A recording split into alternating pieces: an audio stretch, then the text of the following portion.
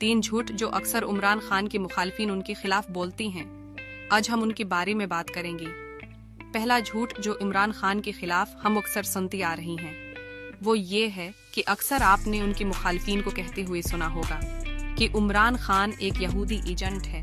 वो उस वजह से कि इमरान खान ने जमाइमा खान से शादी की, हालांकि वो मुसलमान होकर पाकिस्तान आई थी, मगर उनके मुखालिफिन की मुसलसल इल्जाम तराशी से तंग आकर जमाइमा खान को पाकिस्तान के साथ साथ इमरान खान को भी छोड़ना पड़ा। ये झूठ अक्सर आपने फजल रहमान से सुना होगा, जो इमरान खान के मुताबिक जब भी इलेक्शन नजदीक आती तब शुरू कर देती ताकि लोगों को भड़काया जा सके।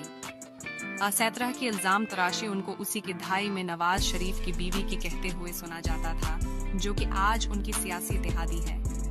दूसरा झूठ जो अक्सर इमरान खान के बारे में पटवारियों को बोलते हुए सुना होगा कि इमरान खान एक खान नश करता है, मगर हालिया गिरफ्तारी के बाद जेल में यह साबित हुआ कि इमरान खान की सेहत का राज उनका मुसलसल सुबह उठकर वर्जिश करना है।